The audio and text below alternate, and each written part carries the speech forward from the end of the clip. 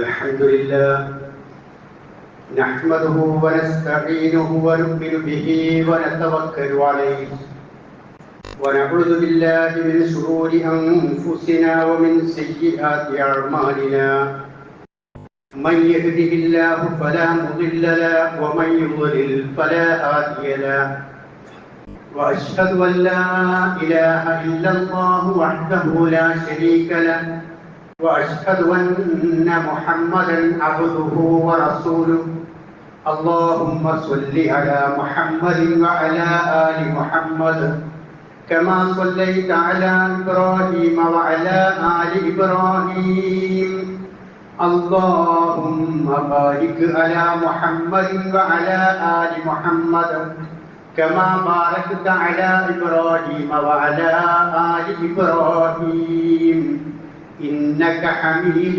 مجيد أما بعد فإن خير الحديث كتاب الله وخير الهدي هدي محمد صلى الله عليه وسلم وشر الأمور محدثاتها وكل محدثة بدعة وكل بدعة ضلالة وكل ضلالة في النار يا أيها الذين آمنوا اتقوا الله حق تقاته ولا تموتن إلا وأنتم مسلمون أيها الإخوان والأخوات أوصيكم عباد الله ونفسي أولا بتقوى الله أعوذ بالله من الشيطان الرجيم بسم الله الرحمن الرحيم يا أيها الرسول بلغ ما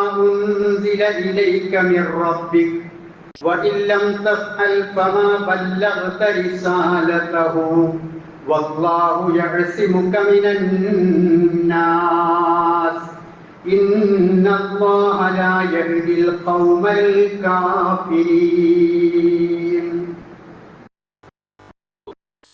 ബഹുമാന്യരായ സത്യവിശ്വാസികളെ വിശ്വാസികളെ, പരമകാരുണികനും കരുണാനിധിയുമായ പടച്ചറപ്പിന്റെ വിധിവിലക്കുകൾ ജീവിതത്തിലുടനീളം സശ്രദ്ധം സൂക്ഷിച്ച് ജീവിച്ച് അവന്റെ സ്വർഗം കരസ്ഥമാക്കുന്ന ആളുകളുടെ കൂട്ടത്തിൽ ഉൾപ്പെടണമെന്ന് ആദ്യമായി എന്നോടും ശേഷം നിങ്ങളോടും ഉപദേശിക്കുകയാണ്, വസിയ്യത്ത് ചെയ്യുകയാണ്. അങ്ങനെ അവന്റെ അനുഗ്രഹീതമായ സ്വർഗത്തിൽ പ്രവേശിക്കുന്ന ആളുകളുടെ കൂട്ടത്തിൽ അവൻ നമ്മെ എല്ലാവരെയും ഉൾപ്പെടുത്തി അനുഗ്രഹിക്കുമാറാവട്ടെ. 1446 വർഷങ്ങൾക്ക് മുമ്പ് മദീനത്തുർ റസൂൽ വിറങ്ങലിച്ചു നിന്ന ആഴ്ചയിലൂടെയാണ് നാം കടന്നു പോന്നിട്ടുള്ളത്. ലക്ഷക്കണക്കായ പ്രവാചകന്റെ സ്വഹാബത്ത് വിങ്ങിപ്പൊട്ടുകയും അവരുടെ കണ്ണുനീർ പൊഴിക്കുകയും പൊട്ടിക്കരയുകയും ചെയ്തിട്ടുള്ള ദിനങ്ങളായിരുന്നു കഴിഞ്ഞ ദിനങ്ങളൊക്കെയും. ഉമർ റളിയല്ലാഹു അൻഹു വികാരാധീനനായിക്കൊണ്ട് പ്രവാചകൻ സല്ലല്ലാഹു അലൈഹി വസല്ലമ മരണപ്പെട്ടിരിക്കുന്നു എന്ന് പറയുന്നതല്ലേ, ശിരസ് ഞാൻ അറുക്കും എന്ന് ആ വൈകാരികതയോടുകൂടി പ്രതികരിച്ചിട്ടുള്ള ആഴ്ചയായിരുന്നു കഴിഞ്ഞ ആഴ്ച. ഇസ്ലാമിക ചരിത്രങ്ങളിലും പരിശുദ്ധ ഹദീസുകളിലുമെല്ലാം പ്രവാചകന്റെ രോഗവും മരണവുമായി ബന്ധപ്പെട്ടുകൊണ്ട് ഒരുപാട് ഹദീസുകൾ, ചരിത്രങ്ങൾ നിറഞ്ഞു നിൽക്കുന്നതായി നമുക്ക് കാണുവാൻ സാധിക്കുകയും ചെയ്യും. പ്രവാചകന്റെ അവസാനത്തെ നിമിഷം റഫീഖൽ അഅ്ല എന്ന് പറയുന്ന ആ സമയം വരെ ആ രോഗാവസ്ഥയിലും ഒരുപാട് വഹ്യി അവതരിക്കുകയും ഉപദേശങ്ങളും നിർദ്ദേശങ്ങളും നൽകിക്കൊണ്ടിരിക്കുകയും താക്കീതുകൾ നൽകുകയും എല്ലാം ചെയ്ത ഒരുപാട് സംഭവങ്ങളും നമുക്ക് കാണുവാൻ സാധിക്കും. അവയിലെല്ലാം വിശ്വാസികളായ നമുക്ക് ഓരോരുത്തർക്കും ഒരുപാട് ഗുണഗണങ്ങൾ പ്രവാചകനിൽ നിന്ന് സ്വീകരിക്കുവാനും പ്രവാചകന്റെ മാതൃകകൾ ഉൾക്കൊള്ളുവാനുമുണ്ട് എന്നതുകൊണ്ട് ആ ചരിത്രങ്ങളിലൂടെ ഒന്ന് കണ്ണോടിക്കുവാനാണ് ഞാൻ ഉദ്ദേശിക്കുന്നത്. ലോകത്തൊരുപാട് മഹാദുരന്തങ്ങൾ കഴിഞ്ഞു പോയിട്ടുണ്ട്. പ്രകൃതി ദുരന്തങ്ങൾ ഉണ്ടായിട്ടുണ്ട്, അപകടങ്ങൾ ഉണ്ടായിട്ടുണ്ട്, സുനാമികൾ ഉണ്ടായിട്ടുണ്ട്. അങ്ങനെ ഒരുപാട് ലക്ഷക്കണക്കിന് മനുഷ്യർ നിമിഷങ്ങൾ കൊണ്ട് മരണപ്പെട്ടു പോകുന്ന സംഭവങ്ങൾ വരെ ലോകത്തുണ്ടായിട്ടുണ്ട്. എന്നാൽ ലോകത്ത് നടന്നിട്ടുള്ള ഏറ്റവും വലിയ മഹാദുരന്തം, മഹാവിപത്ത് എന്താണ് എന്ന് ചോദിച്ചാൽ അതൊന്നുമല്ല. നമ്മൾ ഈ എത്തിപ്പറയുന്ന ഇപ്പൊ വയനാട് ദുരന്തം, അവിടെ നാം ഒരുപാട് സഹായങ്ങൾ എത്തിക്കുവാൻ വേണ്ടിയൊക്കെ ശ്രമിച്ചിട്ടുണ്ട്. ആ ദുരന്തമാണോ ഏറ്റവും വലിയ ദുരന്തം? അല്ല. ഒരു കടലിൽ സുനാമി ഉണ്ടാവുകയും തീരത്തെ മുഴുവനും നട്ടിത്തുടച്ചു കൊണ്ടുപോവുകയും ചെയ്തിട്ടുള്ള ആ ദുരന്തമാണോ ഏറ്റവും വലിയ ദുരന്തം? നമ്മുടെ വേണ്ടപ്പെട്ടവർക്ക്, ബന്ധപ്പെട്ടവർക്ക് മയ്യത്ത് നമസ്കരിക്കാൻ പോലും കഴിയാത്ത വിധത്തിൽ കൊറോണ എന്ന രോഗം നമ്മെ വരിഞ്ഞു മുറുക്കുകയും നാം ഒരുപാട് പ്രയാസപ്പെടുകയും ജുമാഅക്കും ജമാഅത്തിനും വരെ തടസ്സങ്ങൾ ഉണ്ടാവുകയും ചെയ്തു. അതാണോ ഏറ്റവും വലിയ ദുരന്തം? അല്ല. ഇസ്ലാമികമായി പ്രവാചക തിരുമേനി സ്വല്ലല്ലാഹു അലൈഹി വസല്ലം പഠിപ്പിക്കുന്നത് ഫഇന്ന അഹദൻ മിൻ ഉമ്മത്തി ലൻ യുസാബ ബിമുസീബത്തിൻ ബർദി അശദ്ദ അലൈഹി മിൻ മുസീബത്തി. നിങ്ങളിൽ ആർക്കെങ്കിലും ഒരാൾക്ക് ഏതെങ്കിലും ഒരു മുസീബത്ത്, ഏതെങ്കിലും ഒരു ആപത്ത്, ഏതെങ്കിലും ഒരു ദുരന്തം വന്നുപെട്ടിട്ടുണ്ട് എങ്കിൽ അവൻ മനസ്സിലാക്കുക, ഞാൻ നിങ്ങൾക്ക് നഷ്ടപ്പെട്ടു എന്നതിനേക്കാൾ വലിയ ഒരു ദുരന്തം നിങ്ങൾക്ക് അനുഭവിക്കുവാനില്ല. ഏറ്റവും വലിയ ദുരന്തം ഞാൻ നിങ്ങൾക്ക് നഷ്ടമായി, അഥവാ പ്രവാചകൻ ഈ ലോകത്തോട് വിട പറഞ്ഞു എന്നതാണ് മഹാദുരന്തം എന്ന് പ്രവാചകൻ സല്ലല്ലാഹു അലൈഹി വസല്ലം പഠിപ്പിക്കുകയാണ്. ഇദാ അസ്വാബ അഹദുകും മുസീബതൻ ഫൽയദ്കുർ മുസീബതഹു ബി ഫഇന്നഹാ മിൻ അഅ്ളമിൽ മസാഇബ്. നിങ്ങൾക്കാർക്കെങ്കിലും വലിയ രോഗങ്ങളോ പ്രയാസങ്ങളോ കഷ്ടപ്പാടുകളോ ദാരിദ്ര്യങ്ങളോ അങ്ങനെ എന്തെല്ലാം വിപത്തുകളും പ്രയാസങ്ങളും നിങ്ങൾക്ക് വന്നുപെട്ടാലും ആ സമയത്ത് നിങ്ങൾ ആലോചിച്ചാൽ മതി, എന്റെ മുത്ത് റസൂൽ ഇവിടെ നിന്ന് വിട പറഞ്ഞു പോയല്ലോ, അതിനേക്കാൾ വലിയൊരു മുസീബത്ത് എനിക്ക് വരാനില്ല എന്ന് നിങ്ങൾ ആലോചിച്ചാൽ നിങ്ങൾക്കുണ്ടാകുന്ന ഏത് പ്രശ്നവും വളരെ ലളിതമായിരിക്കും, ലഘൂകരിക്കപ്പെടും എന്ന് പ്രവാചകൻ സല്ലല്ലാഹു അലൈഹി വസല്ലം നമുക്ക് പഠിപ്പിച്ചു തരികയാണ്. പ്രവാചകൻ സല്ലല്ലാഹു അലൈഹി വസല്ലമയെ പോറ്റി വളർത്തിയിരുന്ന ഒരു ഉമ്മയുണ്ടായിരുന്നു, ഉമ്മു ഐമൻ റളിയല്ലാഹു തആല അൻഹ. ആ ഉമ്മു ഐമൻ റളിയല്ലാഹുവിന്റെ അടുക്കൽ പ്രവാചകൻ സല്ലല്ലാഹു അലൈഹി വസല്ലമ ഇടയ്ക്കിടയ്ക്ക് പോകാറുണ്ടായിരുന്നു, ആ വീട് സന്ദർശിക്കാറുണ്ടായിരുന്നു. പ്രവാചകന്റെ പിതാവിന്റെ അഥവാ അബ്ദുള്ളയുടെ ഖബർ സന്ദർശിക്കുവാൻ വേണ്ടി മദീനയിലേക്ക് പോയി അവിടെ നിന്ന് തിരിച്ചു വരുന്ന വഴിയിൽ അവിടെ വെച്ചുകൊണ്ട് ആ മാതാവും മരണപ്പെട്ടു പോയി, ആമിന ബീവിയും മരണപ്പെട്ടു പോവുകയാണ്. അപ്പോ പ്രവാചകനെ പിന്നെ ഏറ്റെടുത്ത് പോറ്റി വളർത്തിയത് ഈ ഉമ്മു ഐമൻ റളിയല്ലാഹു തആല അൻഹയാണ്. നബി സല്ലല്ലാഹു അലൈഹി വസല്ലം സന്ദർശിക്കുന്നത് പോലെ പ്രവാചകന്റെ കാലശേഷം ഒരിക്കൽ അബൂബക്കർ റളിയല്ലാഹു അൻഹു ഉമർ റളിയല്ലാഹു അൻഹുവിനോട് പറയുകയാണ്, ഇൻതലിഖ് ബിനാ ഇലാ ഉമ്മി ഐമന നസൂറുഹാ കമാ കാന റസൂലുള്ളാഹി സല്ലല്ലാഹു അലൈഹി വസല്ലം യസൂറുഹാ. നബി സല്ലല്ലാഹു അലൈഹി വസല്ലമ ഉമ്മു ഐമൻ റളിയല്ലാഹു തആല അൻഹയെ സന്ദർശിക്കുന്നത് പോലെ നമുക്കുമൊന്ന് സന്ദർശിക്കാം. പ്രവാചകനില്ലാത്തതിന്റെ പേരിൽ അവർക്കൊരു പക്ഷേ വിഷമങ്ങൾ ഉണ്ടായിരിക്കാം, നമുക്കൊന്ന് സന്ദർശിച്ചു നോക്കാം. ഫലമ്മൻ തഹൈനാ ഇലൈഹാ ഫബകത്. അങ്ങനെ ഇവർ രണ്ടുപേരും കൂടി ഉമ്മു ഐമൻ സന്ദർശിക്കാൻ പോവുകയാണ്. അപ്പൊ ഉമ്മു ഐമൻ റളിയല്ലാഹു തആല അൻഹ കരയുകയാണ്. അവർ ചോദിക്കുമാ യുബകീകി വമാ ഇൻദല്ലാഹി ഖൈറുൽ ലിറസൂലിഹി. എന്തിനാണ് നിങ്ങൾ കരയുന്നത്? പ്രവാചകൻ സല്ലല്ലാഹു അലൈഹി വസല്ലമക്ക് ഇപ്പോഴുള്ള അവസ്ഥയല്ലേ ഭൂമിയിൽ ജീവിച്ചിരിക്കുന്നതിനേക്കാൾ ഗുണകരമായിട്ടുള്ളത്? അള്ളാഹുവിന്റെ സന്നിധിയിലേക്കല്ലേ അദ്ദേഹം പോയിട്ടുള്ളത് എന്ന് ചോദിച്ചപ്പോ ഉമ്മു ഐമൻ റളിയല്ലാഹു തആല അൻഹ പറയുകയാണ്, ഇന്നി ലഅലമു അന്നമാ ഇൻദല്ലാഹി ഖൈറുൽ ലിറസൂലിഹി. അല്ലാഹുവിന്റെ അടുക്കലുള്ളതാണ് മുത്തുനബിക്ക് ഏറ്റവും ഖൈറായിട്ടുള്ളത് എന്ന് എനിക്കറിയാം. വലാകിൻ അബ്കി, എന്നാൽ ഞാൻ കരയുന്നത് ലിഅന്നൽ വഹിയ ഖദ് ഇൻഖതഅ മിനസ് സമാ, ആകാശത്ത് നിന്ന് വഹി ഇറങ്ങുന്നത് നിലച്ചുപോയല്ലോ, ഇനിയൊരു പ്രവാചകൻ വരികയില്ലല്ലോ, ആ വഹി നിലച്ചല്ലോ എന്ന വേദനയാണ് എന്നിലുള്ളത്, അതുകൊണ്ടാണ് ഞാൻ കരയുന്നത്, അത് വലിയ ഒരു സംഭവമാണ് എന്ന് അവർ നമുക്ക് പഠിപ്പിച്ചു തരികയാണ്. ഒരിക്കൽ പ്രവാചകൻ സല്ലല്ലാഹു അലൈഹി വസല്ലമ അനുചരന്മാരും മഗ്രിബ് നമസ്കരിച്ചതിന് ശേഷം പള്ളിയിൽ തന്നെ അങ്ങനെ ഇരിക്കുകയാണ്. നമ്മുടെ കാരണവന്മാർക്കൊക്കെ പണ്ട് കാലത്തും ഇപ്പോഴുമൊക്കെ ആ ശീലമുള്ള ആളുകളുണ്ട്.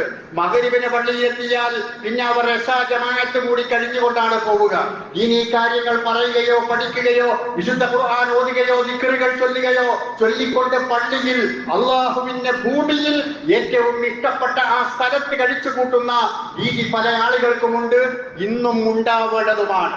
അങ്ങനെ ഒരിക്കൽ പ്രവാചകൻ സല്ലല്ലാഹു അലൈഹി വസല്ലമയും സ്വഹാബത്തും ഇങ്ങനെ ഇരിക്കുന്ന സമയത്ത് പ്രവാചകൻ സ്വഹാബത്തിനോട് പറയുകയാണ്, അന്നുജൂമു അമനത്തുൽ ലിസ്സമാ, നക്ഷത്രങ്ങൾ എന്നത് ആകാശത്തിന്റെ ഒരു സമാധാനമാണ്, ആകാശത്തിന്റെ ഒരു ശാന്തിയാണ് നക്ഷത്രങ്ങൾ എന്ന് പറയുന്നത്. ഫൈദാ ദഹബത്തിൻ നുജൂമു അത്തസ്സമാ മാ തുഅദു, ആ ആകാശത്ത് നിന്ന് നക്ഷത്രങ്ങൾ ഇല്ലാതെയായാൽ ആകാശത്തിന് സംഭവിക്കാനുള്ളതും സംഭവിച്ചു കഴിയും. അഥവാ നക്ഷത്രങ്ങൾ ഉതിർന്നു വീഴുക, അതൊക്കെ ഖിയാമത്തിന്റെ ലക്ഷണമായിക്കൊണ്ടാണ് ഖുർആൻ പറയുന്നത്. ആ നക്ഷത്രമില്ലാതെയായാൽ ആകാശത്തിന് സംഭവിക്കാനുള്ളത് സംഭവിക്കും. വഅന അമരത്തുൽ ലി അസ്ഹാബി, ഞാൻ എന്റെ സ്വഹാബത്തിന് ഒരു സമാധാനമാണ്, ഞാൻ എന്റെ സ്വഹാബത്തിന്റെ ഒരു ശാന്തിയാണ്. ഫൈദാ ദഹബതു അസ്ഹാബി മാ യുഅദൂൻ, ഞാൻ അങ്ങോട്ട് മരണപ്പെട്ടാൽ സ്വഹാബികൾക്കിടയിൽ പലതും സംഭവിക്കാനുണ്ട്, അങ്ങനെ സംഭവിക്കാനുള്ളതൊക്കെ സംഭവിക്കും. വസ്ഹാബി അമരത്തുൽ ലി ഉമ്മത്തി, എന്റെ സ്വഹാബത്ത് എന്റെ ഉമ്മത്തിനുള്ള സമാധാനമാണ്, അവരെ കാലവും കഴിഞ്ഞാൽ പല സംഭവ വികാസങ്ങളും സമൂഹത്തിൽ ഉണ്ടാകും. അതൊക്കെ നമ്മൾ സാക്ഷികളാണ്. പ്രവാചകന്റെ കാലശേഷം ഉണ്ടായ ഒരുപാട് സംഭവങ്ങൾ, സ്വഹാബത്തിന്റെ കാലശേഷം ഉണ്ടായ ഒരുപാട് സംഭവങ്ങൾ, മുസ്ലിം സമൂഹത്തിനിടയിലുണ്ടായ ഒരുപാട് യുദ്ധങ്ങൾ. അപ്പോ പ്രവാചകൻ ഇല്ലാതെയാകുന്ന അവസ്ഥ അതൊരു മഹാദുരന്തമായിട്ടാണ് ഇസ്ലാം നമുക്ക് പഠിപ്പിച്ചു തരുന്നത്. ആ പ്രവാചകൻ ഉണ്ടെങ്കിൽ ആളുകൾക്ക് സമാധാനവും ശാന്തിയുമാകുമായിരുന്നു എന്ന് പരിശുദ്ധ ഹദീസുകൾ നമുക്ക് പഠിപ്പിച്ചു തരികയാണ്.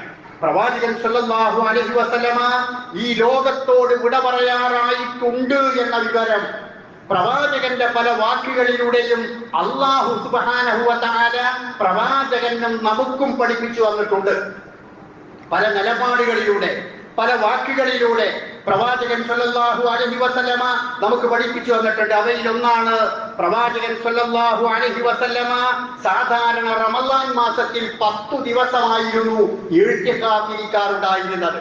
എന്നാൽ പ്രവാചകൻ വഫാത്തായ ആ വർഷം 20 ദിവസം പ്രവാചകൻ സാധാരണക്കതീതമായി 20 ദിവസം പ്രവാചകൻ ഇഴ്തികാഫിരിക്കുകയുണ്ടായി. അതുപോലെ തന്നെ എല്ലാ വർഷവും ജിബ്രീൽ അലൈഹിസ്സലാത്തു വസ്സലാം അതുവരെ ഇറങ്ങിയിട്ടുള്ള ഖുർആൻ വർഷത്തിലൊരിക്കൽ റമളാൻ മാസത്തിൽ പൂർണ്ണമായി ഹിഫ്ള് പരിശോധിക്കാറുണ്ടായിരുന്നു. എന്നാൽ പ്രവാചകൻ വഫാത്തായ ആ വർഷത്തിൽ 2 പ്രാവശ്യം ജിബ്രീൽ അലൈഹിസ്സലാത്തു വസ്സലാം വന്നുകൊണ്ട് പ്രവാചകനിൽ നിന്ന് ആ ഹിഫ്ള് പരിശോധിക്കുകയുണ്ടായി. അതുപോലെ പ്രവാചകൻ നിർവഹിച്ചിട്ടുള്ള ഹജ്ജിനെ കുറിച്ച് പറയുന്നത് ഹജ്ജത്തുൽ വിദാ എന്നാണ്, വേർപാടിന്റെ വിടവാങ്ങലിന്റെ ഹജ്ജ് എന്നാണ് ആ ഹജ്ജിന് നൽകിയിട്ടുള്ള മറ്റൊരു പേര്. അതുപോലെ ആ ഹജ്ജിൽ തന്നെ പ്രവാചകൻ പറഞ്ഞത് അയ്യുഹന്നാസ് ഇസ്മഉ മിന്നി ഉബയ്യിൻ ലക്കും ഫഇന്നി ലാ അദ്രി ലഅല്ലി ലാ അൽഖാകും ബഅദ അമി ഹാദാ ഫീ മൗഖിഫി ഹാദാ, ജനങ്ങളെ ഞാൻ പറയുന്നത് ശ്രദ്ധിച്ച് കേൾക്കണം. ഞാൻ അടുത്ത വർഷം ഇതുപോലെ ഒരു സ്ഥലത്ത് ഇതുപോലെ ഒരു രൂപത്തിൽ നമ്മൾ പരസ്പരം കണ്ടുമുട്ടിക്കൊള്ളണമെന്നില്ല എന്നും പ്രവാചകൻ സൂചനയായിക്കൊണ്ട് പറയുകയാണ്. ജംറയുടെ അടുത്ത് വെച്ചുകൊണ്ട് പ്രവാചകൻ പറഞ്ഞു, ഖുദൂ അന്നീ മനാസികക്കും, ആരാധനാ കർമ്മങ്ങൾ വളരെ കൃത്യമായി നിങ്ങൾ എന്നിൽ നിന്ന് കണ്ടുപഠിക്കേണ്ടതുണ്ട് എന്ന് പ്രവാചകൻ പഠിപ്പിക്കുകയാണ്. സൂറത്തുൻ നസ്ർ ഇറങ്ങുകയാണ്. ഇദാ ജാഅ നസ്റുല്ലാഹി വൽ ഫത്ഹ് വറഅയ്തൻ നാസ യദ്ഖുലൂന ഫീ ദീനില്ലാഹി അഫ്വാജ എന്ന ആ സൂറത്ത് അവതരിച്ച സമയത്ത് സാധാരണക്കാരായ സ്വഹാബികൾക്ക് എന്തെന്നില്ലാത്ത ആഹ്ലാദമുണ്ടായി. സാധാരണക്കാരായ ആളുകൾ അള്ളാന്റെ സഹായം വിജയം അതൊക്കെ എത്തിക്കഴിഞ്ഞാൽ എന്ന് പറഞ്ഞ അങ്ങനെ ഒരുപാട് സഹായങ്ങളും വിജയവും മക്കം പത്ത് അടക്കമുള്ള വിജയങ്ങളും അവർ കണ്ടെത്തിയതിനെ കുറിച്ചാണ് ഇത് എന്നാണ് അവർ വിചാരിച്ചത്. എന്നാൽ ആ ആയത്തിറങ്ങിയ സമയത്തതാ അബൂബക്കർ സിദ്ദീഖ് റളിയല്ലാഹു അൻഹു പൊട്ടിക്കരയുകയാണ്. ആ പൊട്ടിക്കരയുന്ന സമയത്ത് ആളുകൾ ചോദിച്ചു, എന്തിനു വേണ്ടിയിട്ടാണ് നിങ്ങൾ കരയുന്നത്, എന്തിനാണ് കരയുന്നത് എന്ന് ചോദിച്ചപ്പോ അദ്ദേഹം പറഞ്ഞിട്ടുള്ള മറുപടി, ഇത് പ്രവാചകന്റെ വിയോഗവുമായി ബന്ധപ്പെട്ടുകൊണ്ട് വന്ന സൂറത്താണ്. ഇനി പ്രവാചകൻ അധികകാലം ഉണ്ടായിക്കൊള്ളണമെന്നില്ല, മുത്തുനബി നമുക്കിടയിൽ അധികകാലം ഉണ്ടാവുകയില്ല എന്നാണ് ഈ സൂറത്തിന്റെ ആന്തരാർത്ഥമെന്ന് അബൂബക്കർ സിദ്ദീഖ് റളിയല്ലാഹു അൻഹുവിന് ഖുർആനിനെ ആഴത്തിൽ മനസ്സിലാക്കിയിട്ടുള്ള അദ്ദേഹത്തിന്റെ മനസ്സിലാക്കുവാൻ സാധിച്ചു. അന്നഹു വിദാഉൻ, ഈ വചനം, ഈ സൂറത്ത് എന്ന് പറഞ്ഞത് ഒരു വിടവാങ്ങുന്ന സൂറത്താണ് എന്നാണ് അദ്ദേഹം പറഞ്ഞിട്ടുള്ളത്. അതുപോലെ മുആദ് റളിയല്ലാഹു അൻഹുവിനെ യമനിലേക്ക് പറഞ്ഞയക്കുമ്പോ പ്രവാചകൻ സല്ലല്ലാഹു അലൈഹി വസല്ലം യാത്ര അയക്കുകയാണ്. ആ സമയത്ത് പറഞ്ഞു, യാ മുആദ് ഇന്നക അസാ അൻ തൽഖാനി ബൈദ ആമി ഹാദാ ലഅല്ലക അൻ തമുറ ബിമസ്ജിദി ഹാദാ ഔ ഖബരി. അതെ, നീ തിരിച്ചു വരുന്ന സമയത്ത് ഒരു പക്ഷേ നിനക്കെന്നെ കാണാൻ കഴിഞ്ഞോളണമെന്നില്ലട്ടോ. നീ ഒന്നുകിൽ എന്റെ ഖബറിന്റെ, എന്റെ മസ്ജിദിന്റെ അടുത്തുകൂടെയോ എന്റെ ഖബറിന്റെ അടുത്തുകൂടെയോ നടക്കേണ്ടി വരും മുആദേ എന്ന് പ്രവാചകൻ സല്ലല്ലാഹു അലൈഹി വസല്ലം മുആദ് റളിയല്ലാഹു അൻഹുവിനെ ഓർമ്മിപ്പിക്കുകയാണ്. പ്രവാചകന്റെ വിയോഗവുമായി ബന്ധപ്പെട്ടുകൊണ്ടുള്ള സംസാരമായതിനാൽ മുആദ് റളിയല്ലാഹു അൻഹു ആ സമയത്ത് കരഞ്ഞു പോവുകയാണ്. ഒരിക്കൽ പ്രവാചകൻ സല്ലല്ലാഹു അലൈഹി വസല്ലം പ്രസംഗിക്കുകയാണ്, ഇന്നല്ലാഹ സുബ്ഹാനഹു ഖയ്യറ അബ്ദൻ ബൈന ദുനിയ വബൈന മാ ഇൻദഹു ഫഖ്താറ മാ ഇൻദല്ലാഹ്. അല്ലാഹു ഒരടിമക്ക് രണ്ട് കാര്യങ്ങൾ തെരഞ്ഞെടുക്കുവാൻ വേണ്ടി നൽകി. ഒന്ന് ദുനിയാവിലുള്ള സുഖ സൗകര്യങ്ങളുമായി ഇവിടെ കഴിഞ്ഞുകൂടണമോ, അതല്ല അള്ളാഹുവിന്റെ അടുക്കൽ പ്രത്യേകം ഒരുക്കി വെച്ചിട്ടുള്ള അനുഗ്രഹങ്ങളിലേക്ക് നീങ്ങണമോ എന്ന ആ ഒരു തെരഞ്ഞെടുക്കാനുള്ള ചോയ്സ് നൽകി. വാ അടിമ അള്ളാഹുവിന്റെ അടുക്കലുള്ളത് തെരഞ്ഞെടുത്തു. അത് ഞാനാണെന്ന് പ്രവാചകൻ പറഞ്ഞിട്ടില്ല, പക്ഷേ അത് പറഞ്ഞപ്പോഴേക്ക് അബൂബക്കർ സിദ്ദീഖ് റളിയല്ലാഹു അൻഹുവിന്റെ കാര്യം മനസ്സിലായി. അബൂബക്കർ റളിയല്ലാഹു അൻഹു ആ അള്ളാഹുവിന്റെ അടുക്കലുള്ളത് തെരഞ്ഞെടുത്തു എന്ന് പറഞ്ഞപ്പോ അബൂബക്കർ സിദ്ദീഖ് റളിയല്ലാഹു അൻഹു കരയുകയാണ്. അപ്പൊ ഹദീസ് ഉദ്ധരിക്കുന്ന അബൂ സഈദ് അൽ ഖുദരി റളിയല്ലാഹു അൻഹു പറയുകയാണ്, ഞാൻ എന്റെ മനസ്സിൽ ഇങ്ങനെ വിചാരിച്ചു, എന്തിനാണ് ഈ കളവൻ കരയുന്നത്, എന്തിനാണ് ഈ കളവം കരയുന്നത്? പ്രവാചകൻ ഒരു ചോയ്സ് നൽകി, പ്രവാചകൻ ഒന്ന് തെരഞ്ഞെടുത്തു എന്ന് പറഞ്ഞതിന് കരയേണ്ട ആവശ്യമുണ്ടോ എന്ന് ഞാൻ എന്റെ മനസ്സിൽ തോന്നി. പക്ഷേ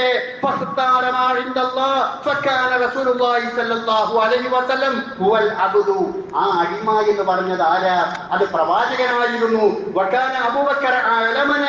അബൂബക്കർ റളിയല്ലാഹു അൻഹുവിനാണ് ആ കാര്യത്തെക്കുറിച്ച് ഏറ്റവും നന്നായി അറിയുക. അപ്പോ ഞാൻ ഈ പറഞ്ഞ ചരിത്ര സംഭവങ്ങളിൽ നിന്നൊക്കെ പ്രവാചകന്റെ വാക്കുകളിലും പ്രവർത്തനങ്ങളിലുമെല്ലാം പ്രവാചകൻ ഈ ലോകത്തോട് വിട പറയാൻ സമയമായിട്ടുണ്ട് എന്ന സൂചനകളാണ് നൽകുന്നത്.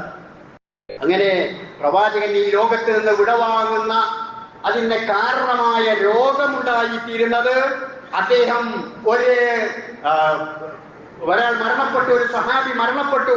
അദ്ദേഹത്തിന്റെ ശേഷക്രിയകളുമായി ബന്ധപ്പെട്ടുകൊണ്ട് ജന്നത്തുൽ ബഖീയിൽ അതിൽ പങ്കെടുത്ത് തിരിച്ചു പോരുന്ന സമയത്ത് പ്രവാചകന് ഒരു തലവേദന അനുഭവപ്പെട്ടു. ആ തലവേദനയുമായിട്ടാണ് വീട്ടിലേക്ക് വരുന്നത്. അപ്പൊ ആയിഷ ബീബി റളിയല്ലാഹു തആല അൻഹ, ആയിഷ ബീബിക്കും തലവേദനയാണ്. പ്രവാചകൻ സല്ലല്ലാഹു അലൈഹി വസല്ലം മടങ്ങി വന്ന ആ രംഗം ഹദീസ് ഗ്രന്ഥങ്ങളിൽ നമുക്ക് കാണാം. ഫവജദനി അജിദു സുദാൻ ഫീ റഅസി വഅനാ ഖൂൽ വറഅസ. ഐഷയും പറയാണ്, ഞാൻ എനിക്ക് എന്തൊരു തലവേദന എന്ന് പറഞ്ഞുകൊണ്ടാണ് നബി സല്ലല്ലാഹു അലൈഹി വസല്ലം വീട്ടിലേക്ക് കയറി വന്നപ്പോ പ്രവാചകനോട് ഞാൻ പറയാണ്, എന്തൊരു തലവേദനയാണിത്. അപ്പൊ നബി സല്ലല്ലാഹു അലൈഹി വസല്ലം പറഞ്ഞു, ബൽ അന യാ ആയിഷ, ആയിഷ നിനക്ക് മാത്രല്ലോ, എനിക്കും തലവേദനയുണ്ട്. എന്നാൽ ആയിഷ ബിബിയെ ആശ്വസിപ്പിക്കുകയാണ് പ്രവാചകൻ. മാ ദർറകി ലൗ മിത്തി ഖബരി ഫകുന്തു അലൈകി ഫഗസ്സൽതുകി വകഫൻതുകി വസല്ലൈതു അലൈകി ഫദഫൻതുകി. ആയിഷ, ഒട്ടും വിഷമിക്കണ്ട, ഇനിപ്പിച്ച് എനിക്ക് വന്നിട്ടുള്ള തലവേദന കൊണ്ട് നീ അങ്ങ് മരിച്ചു എന്ന് വന്നാൽ തന്നെയും ഞാൻ നിന്നെ കുളിപ്പിക്കും, ഞാൻ നിന്നെ കഫൻ ചെയ്യും, ഞാൻ നിനക്ക് വേണ്ടി നമസ്കരിക്കും, ഞാൻ തന്നെ മറമാടും. അതുകൊണ്ട് നീ ഒട്ടും വിഷമിക്കേണ്ടതില്ല എന്ന് പ്രവാചകൻ സല്ലല്ലാഹു അലൈഹി വസല്ലമ സ്വയം തലവേദന അനുഭവിച്ചു കൊണ്ടിരിക്കുന്ന ആ സമയത്ത് തന്നെ പ്രവാചകൻ പറയുകയാണ്. ഇതിൽ നിന്ന് ഒരു കാര്യം കൂടി മനസ്സിലാക്കാം. ഭാര്യയ്ക്ക് ഭർത്താവിനെ മയ്യത്ത് കുളിപ്പിക്കാം എന്ന കാര്യവും കൂടി ഇതിൽ നിന്ന് മനസ്സിലാക്കാൻ സാധിക്കുകയാണ്. അങ്ങനെ ആ രോഗം അതാ മൂർജിച്ചു കൊണ്ടിരിക്കുകയാണ്. രോഗം മൂർജിച്ചു കൊണ്ടിരിക്കുമ്പോ പ്രവാചകൻ സല്ലല്ലാഹു അലൈഹി വസല്ലം ആയിഷ ബീവിയോട് പറയുന്നു, യാ ആയിഷ മാ അസാലു അജിദു അലമ ത്വആം അല്ലദി അകൽതു ബിഖൈബറ വഹാദാ അവാന വജത്തും കിതാബ് ഹരി മിൻ ദാലിക സും. ആയിഷ, ഞാൻ പണ്ട് ഖൈബറിൽ നിന്ന് കഴിച്ചു പോയിട്ടുള്ള ആ വിഷമില്ലേ, ആ ജൂത സ്ത്രീ തന്നിട്ടുള്ള ആ വിഷം, അതിന്റെ ആ മാരകമായ അവസ്ഥയില എന്റെ കണ്ടനാളങ്ങളെ മുറിച്ചു കളയുമോ എന്ന് തോന്നുന്നുണ്ട്. അത്രയ്ക്ക് എനിക്ക് വേദന അനുഭവപ്പെടുന്നു എന്ന ആ കാര്യം പ്രവാചകൻ സല്ലല്ലാഹു അലൈഹി വസല്ലം പറയുകയാണ്.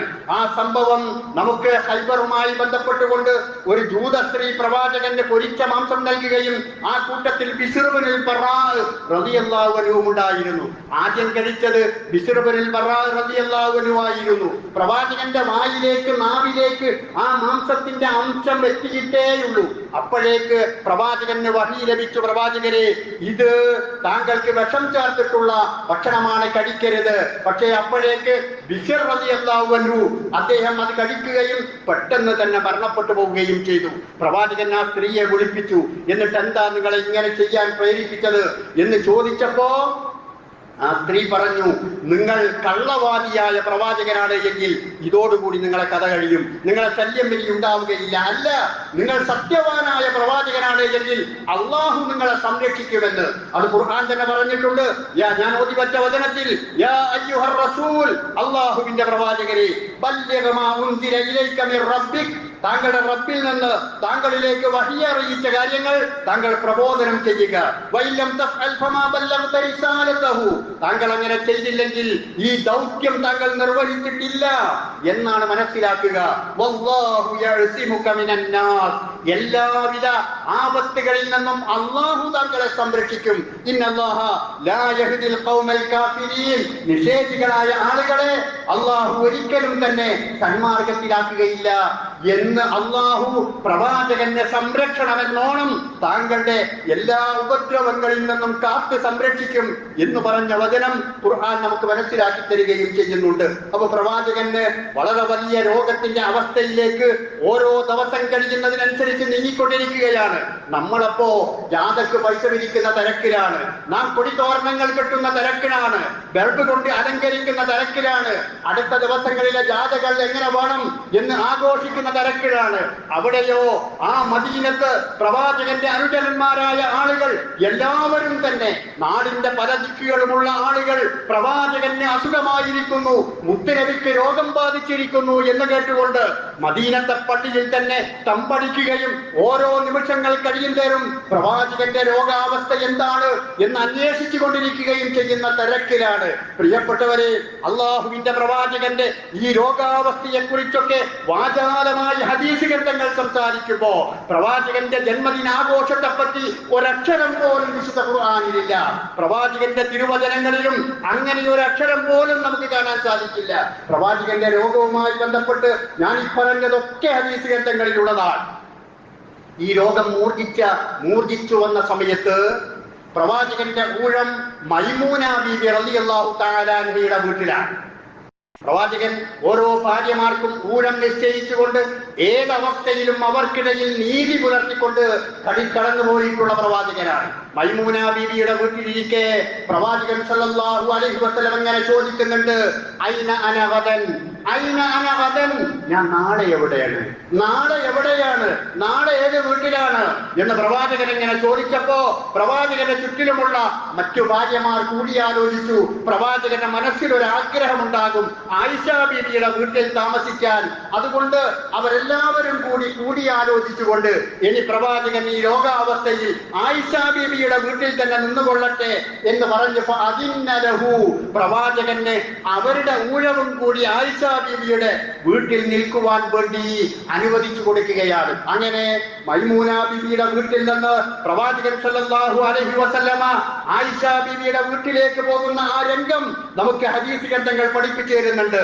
വഹുവ ബൈന റജുലൈനി തഖുത്തു റിജലാഹു ഫിൽ അർളി ബൈന അബ്ബാസ് ഇബ്നു അബ്ദുൽ മുത്തലിബ് വബൈന റജുലിൻ ആഖർ. പ്രവാചകൻ ആയിഷ ബീവിയുടെ വീട്ടിലേക്ക് പോകുമ്പോൾ അബ്ബാസ് ഇബ്നു അബ്ദുൽ മുത്തലിബിന്റെ തോളിലും മറ്റൊരാളുടെ അഥവാ മരുമകനായ അലി റളിയല്ലാഹു അൻഹുവിന്റെ തോളിലും കൈയിട്ടുകൊണ്ടാണ് ആ വീട്ടിലേക്ക് പോകുന്നത്. അദ്ദേഹം നടന്നു പോകുന്ന ആ വഴിയിൽ കാലുകൾ മണലിലൂടെ ഇങ്ങനെ നീങ്ങിയ നേരെ നടക്കാൻ കഴിയാത്ത അവസ്ഥയിൽ ആ കാല് നീങ്ങിക്കൊണ്ടിരുന്ന ആ രൂപത്തിലുള്ള ചാലുകൾ കാണാമായിരുന്നു. ഹദീസുകൾ പറയുകയാണ് പ്രവാചകൻ ആകെ വിഷമിക്കുന്ന രോഗം മൂർജിച്ചു കൊണ്ടിരിക്കുന്ന അവസ്ഥയിലേക്ക് നീങ്ങുകയാണ്.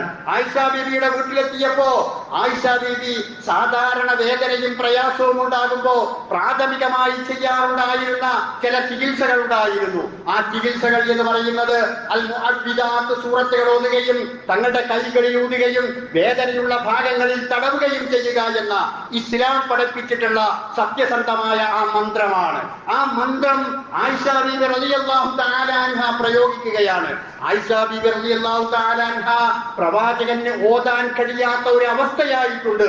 അതുകൊണ്ട് പ്രവാചക ആ സൂറത്തുകൾ ആയിഷ ബീവി റളിയല്ലാഹു തആല അൻഹ ഓതുകയും എന്നിട്ട് പ്രവാചകന്റെ കൈകൾ പിടിച്ച് ആ കൈകളിൽ ഊതുകയും ചെയ്ത് പ്രവാചകന്റെ കൈകൾ കൊണ്ട് തന്നെ പ്രവാചകന്റെ ശരീരത്തിൽ ആ തടവി കൊടുക്കുകയും ചെയ്തു. അത് പ്രാഥമികമായി രോഗം വരുന്ന സമയത്ത് നമുക്കുമൊക്കെ ചെയ്യാവുന്ന കാര്യങ്ങളാകുന്നു. അങ്ങനെ പ്രവാചകൻ വീണ്ടും വീണ്ടും വിഷമിച്ചുകൊണ്ടിരിക്കുകയാണ്. കാരണം പ്രവാചകൻ ഒരു മനുഷ്യനാണ്, ഒരു സാധാരണ മനുഷ്യനല്ല, ഒരു മനുഷ്യനാണ്. മനുഷ്യ പ്രകൃതിയിൽ ജീവിക്കുന്ന വേദനയും പ്രയാസങ്ങളും രോഗങ്ങളും കഷ്ടപ്പാടുകളും ഉണ്ട്.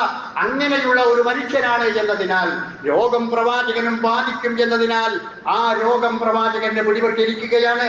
അത് മൂർധന്യാവസ്ഥയിലേക്ക് വരികയാണ്. അബ്ദുല്ലാഹി ഇബ്നു മസ്ഊദ് റളിയല്ലാഹു അൻഹു പ്രവാചകനെ ഒരിക്കൽ കാണാൻ ചെല്ലുന്നു. ആയിഷ ബീവി അടുക്കലെത്തുമ്പോ പ്രവാചകൻ സല്ലല്ലാഹു അലൈഹി വസല്ലമ പുതപ്പിട്ട് മൂടിക്കൊണ്ട് കിടക്കുകയാണ്. ആ പ്രവാചകന്റെ ശരീരത്തിൽ പുതപ്പ് നീട്ടിക്കൊണ്ട് ഒന്ന് തൊട്ടു നോക്കി. പൊള്ളുന്ന ചൂടാണ്, പൊള്ളുന്ന ചൂടാണ്.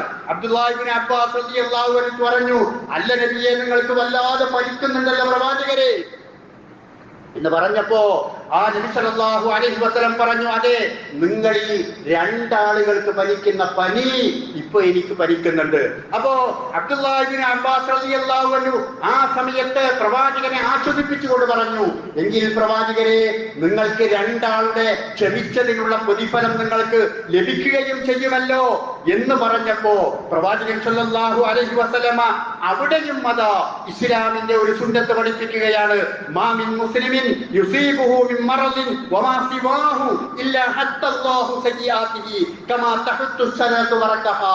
ഒരു മുസ്ലിമിന് വല്ല പ്രയാസവും ബാധിച്ചിട്ട് അവൻ ക്ഷമിക്കുകയാണ് എങ്കിൽ മരത്തിൽ നിന്ന് ഇലകൾ കൊഴിയുന്ന രൂപത്തിൽ അവനിൽ നിന്ന് പാപങ്ങൾ കൊഴിഞ്ഞു പോകും എന്ന് പ്രവാചകൻ ആ സമയത്തും ഉപദേശം നൽകുകയാണ്. പ്രവാചകൻ പറഞ്ഞു, നിങ്ങൾ സുബ്ബു അലയ്യ സബ്അ ഖിറബിൻ ഹത്താ അഖ്റുജ ഇലന്നാസ്, എനിക്ക് ജനങ്ങളിലേക്ക് പുറപ്പെടണം, അതുകൊണ്ട് നിങ്ങൾ 7 കിണറുകളിൽ നിന്ന് വെള്ളം കൊണ്ടുവന്നുകൊണ്ട് എന്നെ നിങ്ങൾ കുളിപ്പിക്കുക എന്ന് പറഞ്ഞുകൊണ്ട് പ്രവാചകൻ ആവശ്യപ്പെടുന്നു. അങ്ങനെ വെള്ളം കൊണ്ടുവരുന്നു. പ്രവാചകൻ സല്ലല്ലാഹു അലൈഹി വസല്ലമയെ കുളിപ്പിക്കുന്നു. ഹത്താ തസിഖ യുശീറു ഇലൈനാ ബിയദിഹി അൻ ഖദ് ഫഅൽതു നഖറജന്നാസ്. മതി മതി, കുളിച്ച് മതിയായി, ഇത്രയൊക്കെ കുളിച്ചാൽ മതി. പ്രവാചകൻ കുളിച്ച് അത് വൃത്തിയായി എന്നിട്ട് ജനങ്ങളിലേക്ക് പുറപ്പെടുകയാണ്. ഇബ്നു അബ്ബാസ് റളിയല്ലാഹു അൻഹു ഉദ്ധരിക്കുന്നു, ആ സമയത്ത് പ്രവാചകൻ പുറപ്പെടുന്ന രംഗം, ഖറജ റസൂലുള്ളാഹി സ്വല്ലല്ലാഹു അലൈഹി വസല്ലം മിൻ മറദിഹി അല്ലദീ മാത ഫീഹി ആസിബൻ റഅസഹു ബിഖിർഖത്തിൻ. പ്രവാചകൻ ഒരു നനഞ്ഞ തോർത്ത് തലയിൽ ഇങ്ങനെ കെട്ടിയിട്ടാണ് പള്ളിക്ക് പോകുന്നത്. അത്രയ്ക്ക് പ്രയാസമുണ്ട്. എന്നിട്ടും ജനങ്ങൾക്കിടയിലേക്ക് ജമാഅത്തിന്റെ നേതൃത്വം നൽകാൻ വേണ്ടി പ്രവാചകൻ അങ്ങോട്ട് പുറപ്പെടുകയാണ്. അങ്ങനെ ആ തോർത്ത് തലയിൽ കെട്ടിക്കൊണ്ട് പള്ളിയിലേക്ക് പ്രവാചകൻ കയറി. എന്നിട്ട് മിമ്പറിന്മേൽ കയറി അല്ലാഹുവിനെ സ്തുതിച്ചു. ഇന്നഹു ലൈസ മിനന്നാസി അഹദുൻ അമന്ന അലയ്യ ഫീ നഫ്സിഹി വമാലിഹി മിൻ അബൂബക്കർ ഇബ്നു ഖുഹാഫ. എന്നിട്ട് പ്രവാചകൻ പ്രസംഗിക്കുകയാണ്, എനിക്ക് ഞാനുമായി ബന്ധപ്പെട്ടുകൊണ്ട് മനുഷ്യരിൽ മറ്റൊരാളും തന്നെ ഇല്ല. അമന്ന അലയ്യ മിൻ നഫ്സിഹി വമാലിഹി മിൻ അബൂബക്കർ ബിൻ ഖുഹാഫ. അബൂബക്കറിനോളം സമ്പത്ത് കൊണ്ടും അതുപോലെ ശരീരം കൊണ്ടും ഞാനുമായി ബന്ധപ്പെട്ടിട്ടുള്ള മറ്റൊരാളും തന്നെ ഇല്ല. വലൗ കുന്തു മുത്തഖിദൻ മിനൻ നാസി ഖലീല ലത്തഖദതു അബൂബക്കറിൻ ഖലീല. ഞാനൊരു കൂട്ടുകാരനെ ദുനിയാവിൽ നിന്ന് തെരഞ്ഞെടുക്കുമായിരുന്നെങ്കിൽ അബൂബക്കറിനെ ഞാൻ കൂട്ടുകാരനായി തെരഞ്ഞെടുക്കുമായിരുന്നു. പക്ഷേ ഇസ്ലാമിന്റെ സാഹോദര്യമാണ് ഏറ്റവും വലുത്. അതുകൊണ്ട് ഞാൻ ഒരാളെ പ്രത്യേകമാക്കുന്നില്ല. എന്നാൽ അബൂബക്കർ സിദ്ദീഖ് റളിയല്ലാഹു അൻഹുവിന്റെ പ്രാധാന്യവും മഹത്വവും പ്രവാചകൻ ഈ വാക്കിലൂടെ പറയുകയും എന്റെ കാലശേഷം ഈ സമുദായത്തെ ആര് നയിക്കണമെന്ന സൂചന പ്രവാചകൻ ആ വാക്കുകളിലൂടെ നൽകുകയുമാണ്. അതുപോലെ പ്രവാചകൻ പറഞ്ഞു, സ്വത്തുൽ അബ്വാബ ഇല്ലാ അബൂബക്കർ. ആ പള്ളിയിലേക്ക് മസ്ജിദുൻ നബവിയിലേക്ക് കയറാൻ പല വാതിലുകൾ ഉണ്ടായിരുന്നു. ആ വാതിലുകൾ പല ആളുകളുടെ പേരുകളിലായിരുന്നു. ആ വാതിലുകളെല്ലാം നിങ്ങൾ അടച്ചു കളയുക. ഇല്ലാ ബാബ അബൂബക്കറിൻ. അബൂബക്കർ റളിയല്ലാഹു അൻഹുവിന്റെ വാതിൽ അങ്ങനെ തന്നെ നിൽക്കട്ടെ. അബൂബക്കർ റളിയല്ലാഹു അൻഹുവിന്റെ വാതിൽ അങ്ങനെ തന്നെ നിൽക്കട്ടെ. അപ്പൊ അബൂബക്കറിനെ ശ്രേഷ്ഠത കൽപ്പിച്ചുകൊണ്ട് പ്രാധാന്യം കൽപ്പിച്ചുകൊണ്ട് പ്രവാചകൻ പറയുകയാണ്. അതുപോലെ അൻസാറുകളെ സംബന്ധിച്ചുള്ള ഉപദേശം, അൽ അൻസാറു ലാ യുഹിബ്ബുഹും ഇല്ലാ മുഅ്മിൻ വലാ യബ്ഗദുഹും ഇല്ലാ മുനാഫിഖ്.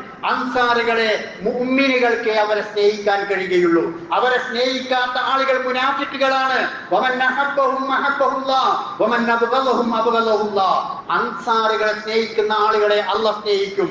അവരോട് വിദ്വേഷം വെച്ച് പുലർത്തുന്നവരെ അള്ളാഹുവും വിദ്വേഷം വെച്ച് പുലർത്തും എന്ന് പറഞ്ഞുകൊണ്ട് പ്രവാചകൻ അൻസാറുകളുടെ പ്രാധാന്യത്തെ സംബന്ധിച്ചുകൊണ്ട് അവിടെ വെച്ചുകൊണ്ട് പറയുകയാണ്. എന്നിട്ട് വീണ്ടും പ്രവാചകൻ സല്ലല്ലാഹു അലൈഹി വസല്ലമ അവരെ കുറിച്ചുള്ള ഒരുപാട് പ്രാധാന്യത്തോടു കൂടിയുള്ള കാര്യങ്ങൾ പറഞ്ഞ് വീട്ടിലേക്ക് തിരിച്ചു വരികയാണ്. വീണ്ടും ആ രോഗാവസ്ഥയിൽ കഴിഞ്ഞുകൂടുന്നു. പ്രവാചകൻ നമസ്കാരത്തിന്റെ സമയമായപ്പോ ചോദിച്ചു, അസല്ലന്നാസ്, ജനങ്ങൾ നിസ്കരിച്ചോ? ജനങ്ങൾ നമസ്കരിച്ചോ? ഇല്ല നബിയെ, ഞങ്ങൾ കാത്തു നിൽക്കുകയാണ്. ഇമാമത്തിന് നേതൃത്വം, ജമാഅത്തിന് നേതൃത്വം നൽകാൻ നിങ്ങളെ കാത്തു നിൽക്കുകയാണ് എന്ന് പറഞ്ഞപ്പോ ഞാൻ ഒതു എടുക്കുന്ന പാത്രത്തിൽ വെള്ളവുമായി വരിക. അങ്ങനെ അവർ വെള്ളവുമായി വന്നു. പ്രവാചകൻ ഒതു എടുക്കാൻ വേണ്ടി ശ്രമിച്ചു. ഒതു എടുത്തു. തിരിച്ചു നടന്നപ്പോ പള്ളിയിലേക്ക് നടക്കാൻ ഒരുങ്ങിയപ്പോ പ്രവാചകൻ ബോധം കെട്ടു വീണു. വീണ്ടും അതിൽ നിന്ന് ബോധം തെളിഞ്ഞപ്പോ വീണ്ടും പ്രവാചകൻ നമ്മൾ ഓർക്കണം, ഈ സമയത്ത് ഈ ചരിത്രങ്ങളെല്ലാം നടക്കുന്ന സമയത്ത് നമ്മൾ വിദ്യാർത്ഥിക്കുന്ന തിരക്കിലാണ്, നമ്മളിവിടെ പാട്ടുപാടുന്ന തിരക്കിലാണ്, നമ്മളിവിടെ ദുഃഖമുട്ടുന്ന തിരക്കിലാണ്, നമ്മൾ ആടിപ്പാടുന്ന തിരക്കിലാണ്. ആ മദീന മുഴുവനും കരഞ്ഞ, മദീന മുഴുവനും കണ്ണീരൊഴുക്കിയ, സഹാബത്ത് മുഴുവനും സ്തബ്ധരായ ആ രംഗത്ത് മുസ്ലിം സമുദായം പ്രവാചകനെ സ്നേഹിക്കുകയാണ് എന്ന പേരിൽ നടത്തിക്കൊണ്ടിരിക്കുന്ന പേക്കൂത്തുകളാണ് നമ്മുടെ നാട്ടിൽ മുഴുവനും മരങ്ങേറിക്കൊണ്ടിരിക്കുന്നത്. പ്രവാചകൻ ആ പള്ളിയിലേക്ക് പോകാൻ ഒരുങ്ങി ബോധം കെട്ടു വീണു. വീണ്ടും ബോധം തെളിഞ്ഞു. വീണ്ടും പ്രവാചകൻ ഒതുവെടുത്തു. വീണ്ടും പോകാൻ ഒരുങ്ങിയപ്പോ ബോധം കെട്ടു വീണു. അങ്ങനെ 5 പ്രാവശ്യം ബോധം കെട്ടു വീണു പ്രവാചകൻ. 5 പ്രാവശ്യം ബോധം കെട്ടു. പിന്നെയും ചോദിച്ചു, എന്നാൽ പ്രവാചകൻ നിസ്കരിച്ചോ? ഇല്ല, നിങ്ങളെ കാത്തു നിൽക്കുകയാണ്. ആ സമയത്ത് പ്രവാചകൻ പറഞ്ഞു, അബൂബക്കർ റളിയല്ലാഹു അൻഹുവിന്റെ അടുക്കലേക്ക് ജനങ്ങൾക്ക് നേതൃത്വം നൽകിക്കൊണ്ട് നമസ്കരിക്കുവാൻ വേണ്ടി ആളെ പറഞ്ഞയക്കുകയാണ്. അങ്ങനെ പ്രവാചകൻ സല്ലല്ലാഹു അലൈഹി വസല്ലമ ആ കഴിഞ്ഞ അവസാനത്തെ ആ സമയം വരെയുള്ള സമയങ്ങളിൽ പ്രവാചകൻ ആ നമസ്കാരങ്ങൾക്ക് നേതൃത്വം നൽകുകയാണ്. അവസാനം പ്രവാചകൻ നമസ്കരിച്ച നമസ്കാരം, നേതൃത്വം നൽകി നമസ്കരിച്ച നമസ്കാരം ഒരു മഗ്രിബ് നമസ്കാരമാണ്. ആ മഗ്രിബ് നമസ്കാരത്തിൽ പ്രവാചകൻ ഓതിയത് വൽ മുർസലാത്തി ഉർഫാ എന്ന് പറയുന്ന സുദീർഘമായ ഒരു സൂറത്താണ്. ഈ സംഭവത്തിൽ നിന്നും ഒരു കാര്യം മനസ്സിലാക്കാം. ചില ആളുകൾ തെറ്റിദ്ധരിച്ചിട്ടുണ്ട്, മഗ്രിബിന് ചെറിയ സൂറത്തെ ഓതാൻ പറ്റൂ എന്ന് തെറ്റിദ്ധരിച്ചിട്ടുണ്ട്. അല്ല, പ്രവാചകന്റെ അവസാനത്തെ സമയത്ത് പ്രവാചകൻ ഓതിയ സൂറത്ത് വൽ മുർസലാത്തി ഉർഫ എന്ന വലിയ സൂറത്താണ്. ഈ ഹദീസ് ഉദ്ധരിക്കുന്നത്, ഇമാം ബുഖാരി ഉദ്ധരിക്കുന്ന ഈ ഹദീസ് ഉമ്മുൽ ഫദ്ൽ റളിയല്ലാഹു തആല അൻഹയാണ് ഉദ്ധരിക്കുന്നത്. അഥവാ പ്രവാചകൻ ഈ ലോകത്തോട് കൂടെ പറഞ്ഞ് പ്രവാചകൻ നേതൃത്വം നൽകിയിട്ടുള്ള അവസാനത്തെ നമസ്കാരത്തിലും ഒരു സ്ത്രീകൾ അവിടെ സന്നിഹിതരായിരുന്നു എന്നും നമുക്ക് മനസ്സിലാക്കാം. പ്രവാചകനോടൊപ്പമുള്ള ആ നമസ്കാരങ്ങളിൽ മുഴുവനും സ്ത്രീകളും പങ്കാളികളായിരുന്നു എന്നും നമുക്ക് മനസ്സിലാക്കാൻ സാധിക്കുകയാണ്. അതുകൊണ്ട് പ്രിയപ്പെട്ടവരെ, ആചാരമായി വിശാലമായി പ്രവാചകനെ രോഗം ബാധിച്ചത്, പ്രവാചകനെ അസുഖം ബാധിച്ചത്, സ്വഹാബത്തിന്റെ ആ സമയത്തുണ്ടായിരുന്ന അവസ്ഥകൾ, ഇതെല്ലാം തന്നെ വിശദീകരിക്കുന്നുണ്ട്. അതിൽ നിന്നൊക്കെയുള്ള ഗുണപാഠം ഉൾക്കൊണ്ടുകൊണ്ട് ആ മുത്ത് നബിയെ സ്നേഹിക്കുവാനും അദ്ദേഹത്തിന്റെ ജീവിത മാതൃക ഉൾക്കൊള്ളുവാനുമാണ് നമ്മൾ ഓരോരുത്തരും ശ്രമിക്കേണ്ടത്. അതാണ് അള്ളാഹുവിന്റെ പ്രവാചകനോടുള്ള സ്നേഹം, മുത്ത് നബിയോടുള്ള സ്നേഹം എന്ന് മനസ്സിലാക്കി ഈ ചരിത്രങ്ങളൊക്കെ അറിയാനും ആ പ്രവാചകനെ കൂടുതൽ അടുക്കുവാനും നാം ശ്രമിക്കുക. അല്ലാഹു സുബ്ഹാനഹു വ തആല നമുക്കതിന് തൗഫീഖ് നൽകുമാറാവട്ടെ.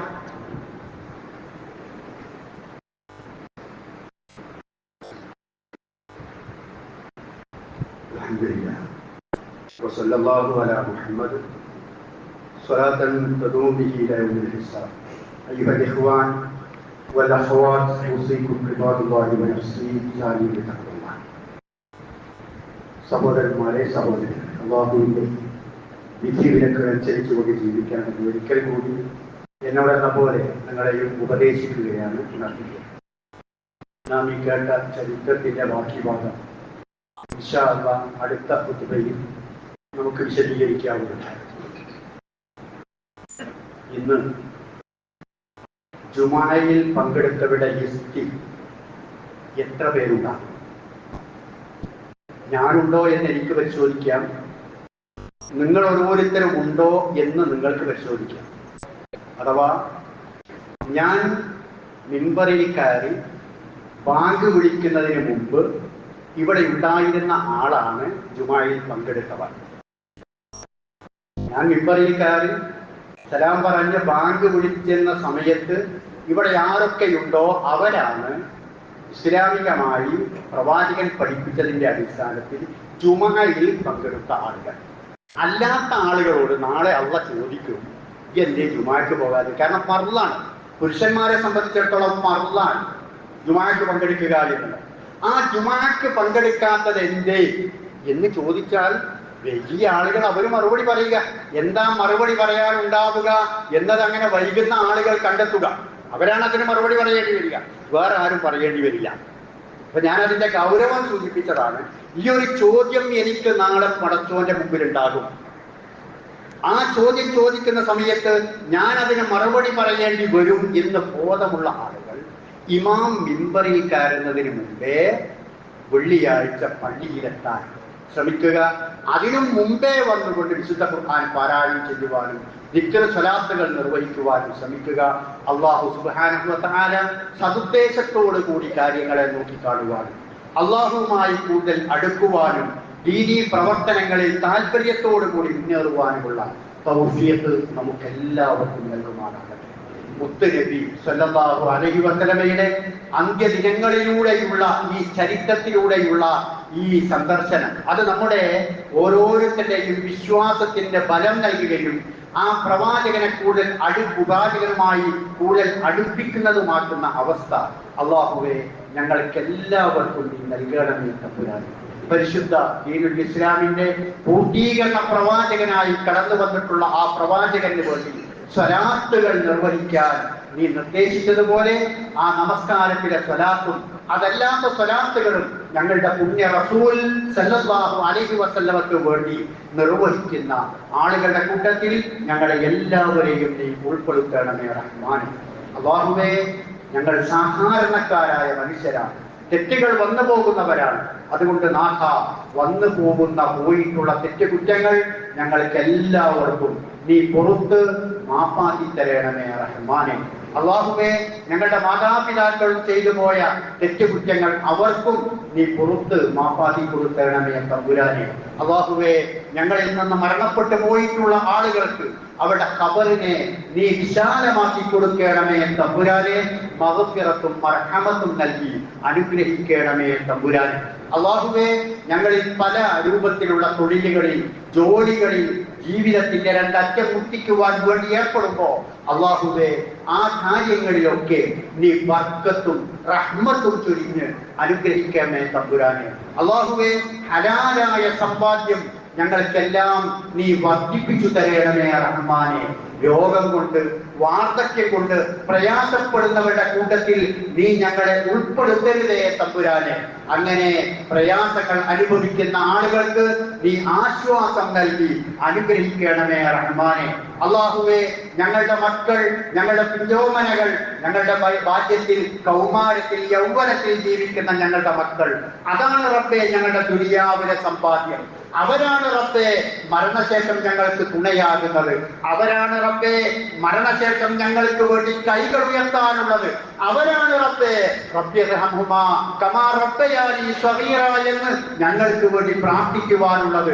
അതുകൊണ്ട് പടച്ചവനെ, ആ മക്കളെ ഈ ലക്ഷ്യം സാക്ഷാത്കരിക്കപ്പെടുന്ന രൂപത്തിൽ ഓറ്റി വളർത്തുവാനുള്ള ഭാഗ്യം ഞങ്ങൾക്ക് എല്ലാവർക്കും നീ നൽകണമേ തമ്പുരാനെ.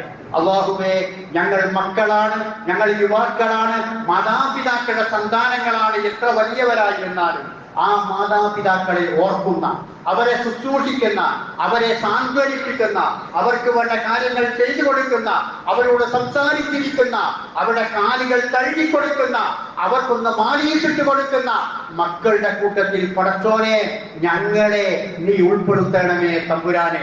സന്തോഷത്തോടുകൂടി, ആനന്ദത്തോടുകൂടി, ചിരി കളികളോടുകൂടി കുടുംബജീവിതത്തെ മുന്നോട്ട് നയിക്കുന്ന ആ മഹാഭാഗ്യവാന്മാരുടെ കൂട്ടത്തിൽ ഞങ്ങളെ എല്ലാവരെയും നീ ഉൾപ്പെടുത്തണമേ തമ്പുരാനെ. ദീനീ വേദികളിൽ, ദീനീ സദസ്സുകളിൽ, ഖുർആൻ പഠിക്കുന്ന സ്ഥലങ്ങളിൽ, ജുമാഅകളിൽ, അതുപോലെയുള്ള സ്ഥലങ്ങളിലൊക്കെ കുടുംബത്തോടൊപ്പം പങ്കെടുക്കുകയും അങ്ങനെ ഒരു നല്ല കുടുംബമായി, നല്ല ഒരു മഹല്ലായി മുന്നോട്ട് പോവുകയും ചെയ്യുവാനുള്ള ഭാഗ്യം ഞങ്ങൾക്ക് എല്ലാവർക്കും നീ നൽകണമേ തമ്പുരാനെ. ഈമാനോടുകൂടി ലാ ഇലാഹ ഇല്ലല്ലാഹ് എന്ന കലിമത്തു ഷഹാദത്ത് ഉച്ചരിച്ചുകൊണ്ട് ഈ ലോകത്തിൽ നിന്ന് വിട പറയുവാനുള്ള മഹാഭാഗ്യം ഞങ്ങൾക്ക് എല്ലാവർക്കും നീ നൽകി അനുഗ്രഹിക്കണമേ റഹ്മാനെ. അല്ലാഹുമ്മ ഗ്ഫിർ ലിൽ മുഅ്മിനീന വൽ മുഅ്മിനാത്ത് المسلمين والمسلمات الأحياء منهم والأموات إنك مجيب الدعوات يا قاضي الحاجات. اللهم أحينا على الكتاب والسنة وأمتنا مع الإيمان والتوبة. ربنا آتنا في الدنيا حسنة وفي الآخرة حسنة وقنا عذاب النار.